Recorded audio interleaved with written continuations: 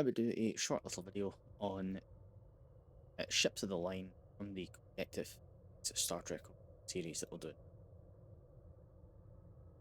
So this will come out just after part 16, so there will be no spoilers for anything after that. We will do a part 2 for this.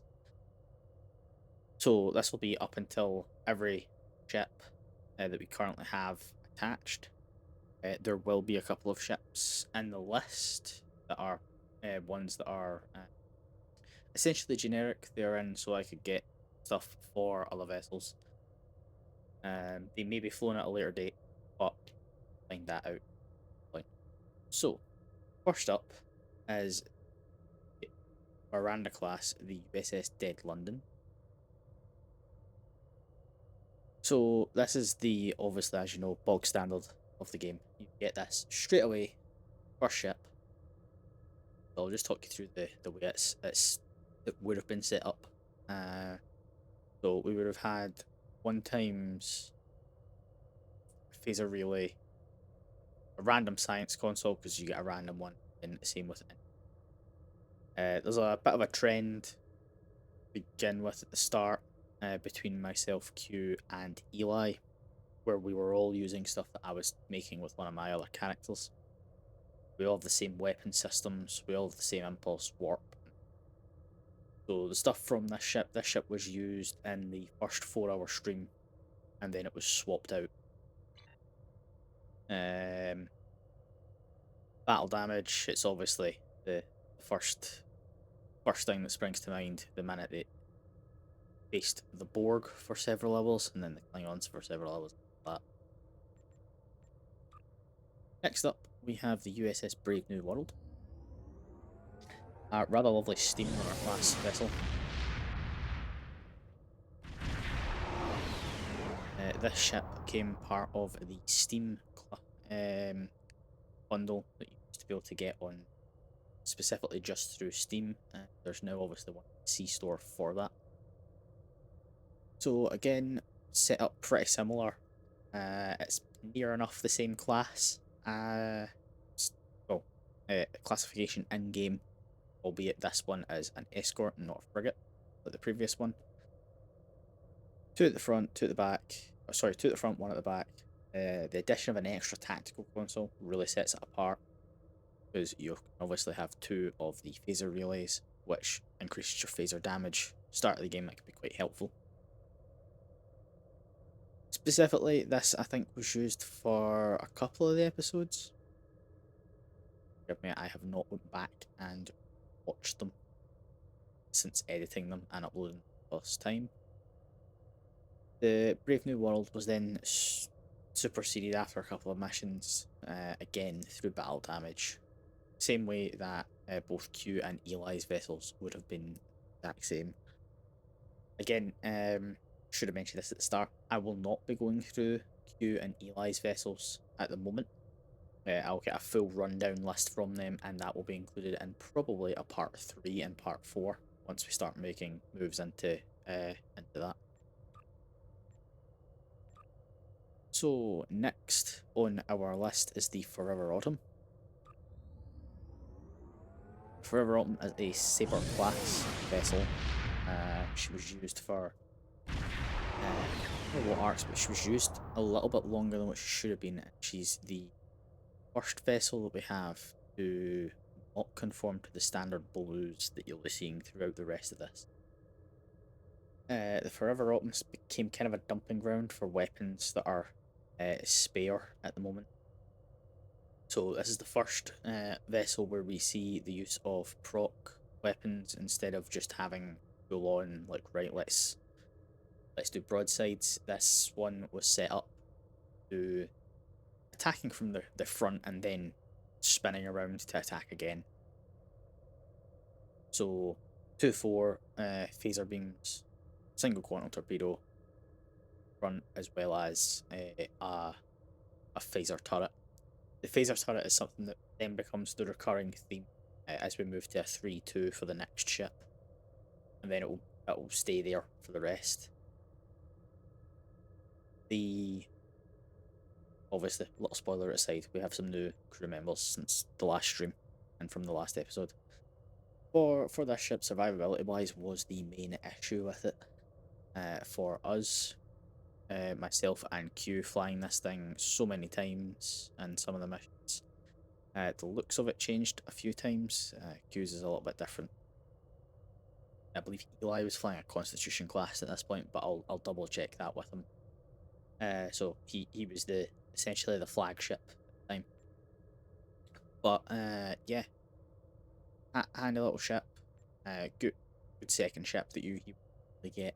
Obviously, I've technically skipped Ed, so I ended up with excuse me, the Blockade Runner class escorts before going into an actual escort. Swapping up now to the Thunderchild. So yeah, can't at the time commander win. I don't think would have been getting incredibly lucky to be given the Thunderchild. Thunderchild kind of breaks from the norm currently, given the fact that she is using obviously the 242A phasers. The quantum torpedo is currently being used on the Thunderchild C, but it would have had the turret at the back instead. 3 TAC consoles, 2 engineering, and for that extra turn rate. Obviously, this is where we start to see the weapon system changes at the bottom here. So usually I would go with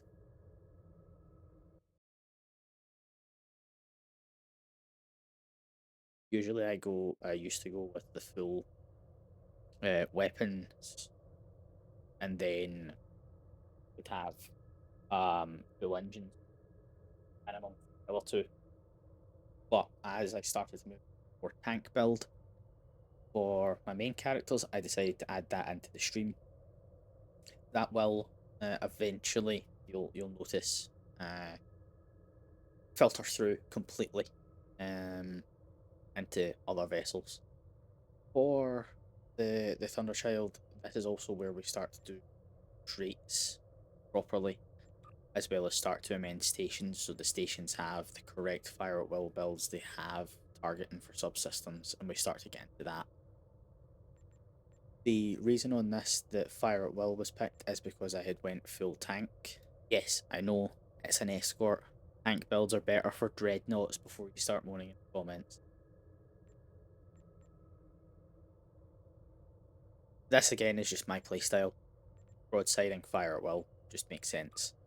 Trait wise, obviously just going with beam training, getting all the bulkhead technician stuff for extra hull. Skill wise, this is the skills that are set out. Again, sorry, copying from the main characters that I have, as well as some stuff from the previous stream character that we used to use, which obviously that character is now basically a holding character, so don't worry about them. So for the Thunderchild B, obviously a lot of the stuff starts to get upgraded and brought with us into each next starship. Something that I'm pretty sure the chief engineer, Mr. Bluebeam, would not be very happy about. Switching up next from the Thunderchild C, when it was, I was gonna say decommissioned, but it was more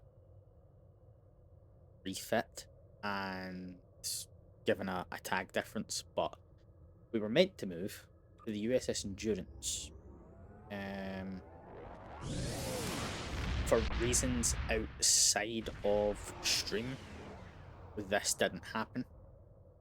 So it is an intrepid refit. Obviously moving to the 3-3. So 3-4-3 after the weapons. Again, we didn't move to it as the standard like we were planning to. Main reason for this was some outside of stream and outside of the scene stuff. do with ships. This was going to be the prominent main vessel in our quadrant arc, which would have been the first time in streams best join us, but unfortunately. The Intrepid class vessel, we all know the feats of the Intrepid class. Will move us swiftly on. Thunderchild C. So Thunderchild C brings us to a little bit of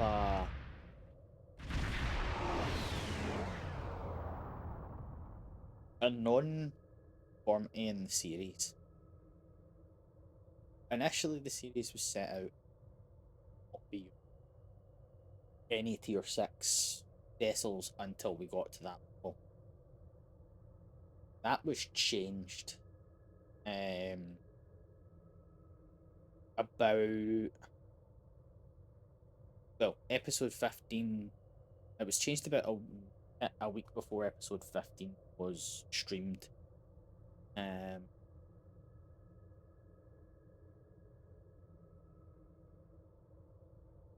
The main reason for that change was laid down to the fact that we were getting absolutely in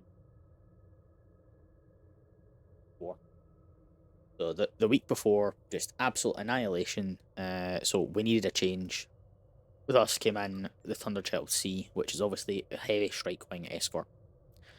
This is why you can see the USS Invincible, the USS Constellation, and the USS Saratoga, all carriers. I needed them to be able to get ships for the hangar bay so I could decide what I wanted to use. As you can see, the choice was pretty simple. The Valkyries give us 6 times 6, so 36 fighters to fly around. The Thunderchild C will probably be with us till the end of the Delta Quadrant arc, where we will end up moving to a different ship. Given you can see Constellation, Invincible, and Saratoga, drop a wee thing in the comments if you want to see one of them instead of one of the dreadnoughts that was originally planned. So, like I said, the vessels are primarily set up for survivability on our wee series that we've got going. For the final build of these ships, they will end up all with stuff from the reputations. I intend to show off every reputation during the series, as well as another video talking through skills properly. At the moment, obviously, this is set up for tank. If we were to move to a carrier, I would obviously be changing those skills, but I will talk through them at a different point. Rate-wise, not much to talk through. There will be a ground video at some point talking through what each person has and why they've got them.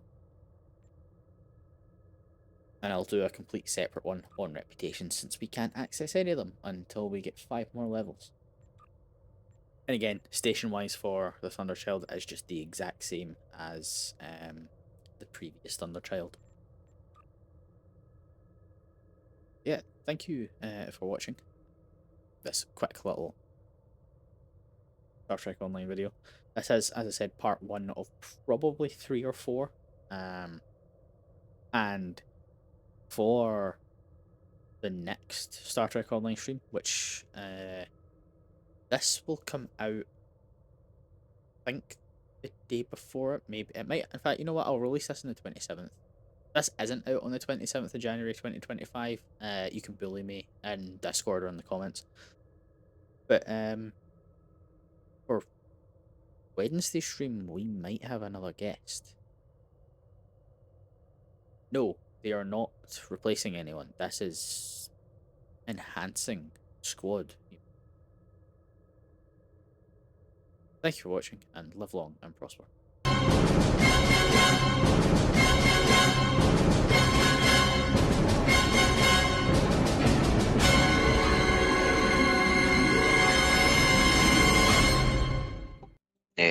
have